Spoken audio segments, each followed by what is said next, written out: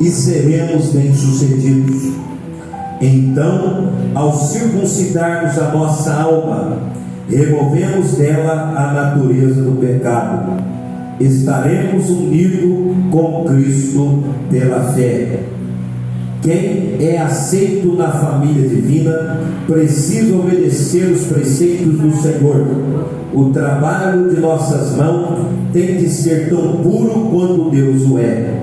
O dia da ira do Altíssimo se aproxima e nada ficará encoberto. Cristãos ou não, ninguém escapará de se apresentar àquele que passará as obras dele pelo fogo inextinguível.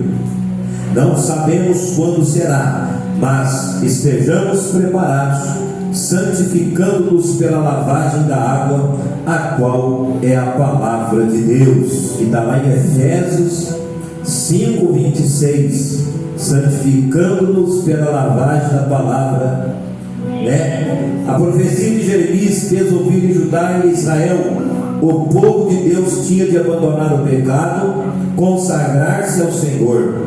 Malícia, idolatria e as demais imoralidades dariam lugar à perfeita vontade do Onipotente.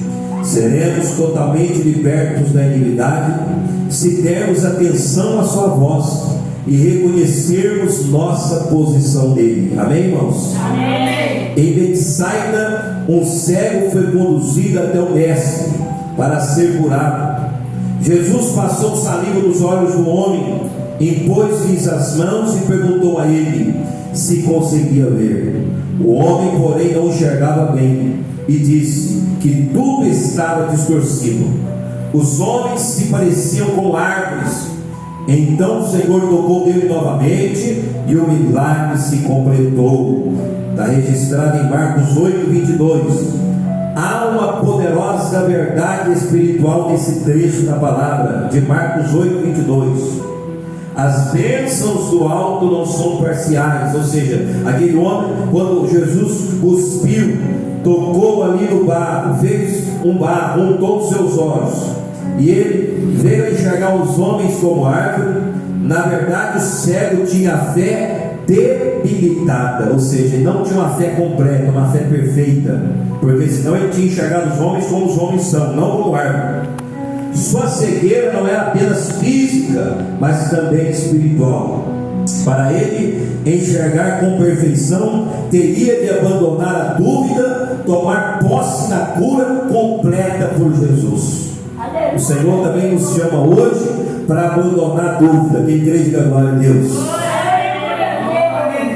Para abandonar a dúvida e tomar posse da cura completa oferecida por Jesus, valendo-se de seus direitos de filho de Deus. Quem é filho de Deus, diga amém. Então você tem direito da cura, da porta aberta, do milagre, da resposta. Diga glória a Deus. Aleluia. Bendito seja Deus. Seja quem o Senhor idealizou, ou esteja disposto a se dedicar à obra dele, sendo instrumento da sua glória.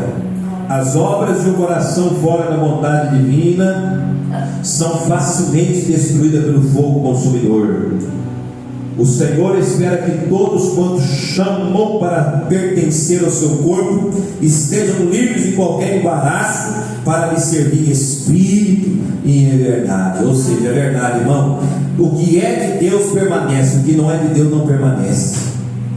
O que é de Deus fica. Pode passar o vento, a luta, a tempestade, o que for. Essa igreja aqui, por exemplo, passou o que passou, mas ela está aberta. Então essa obra é de Deus. Diga glória a Deus.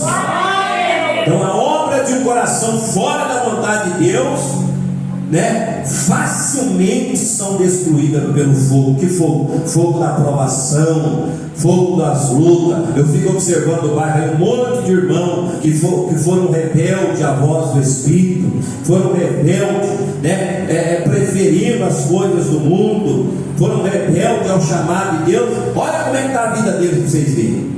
Tudo que começa para, tudo que começa não vai para frente, mas quando a obra é do Espírito, o nome do Senhor é glorificado.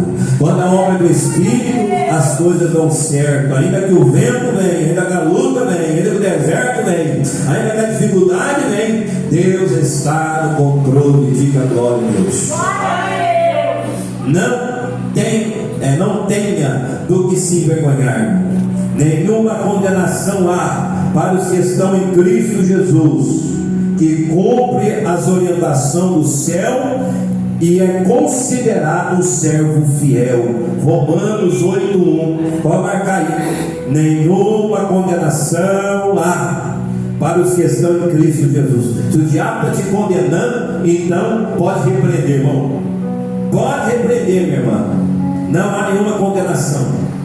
Não há nenhuma condenação para você que está firme. Amém? Amém. Romanos 8:1 e 2 Timóteo 2:15.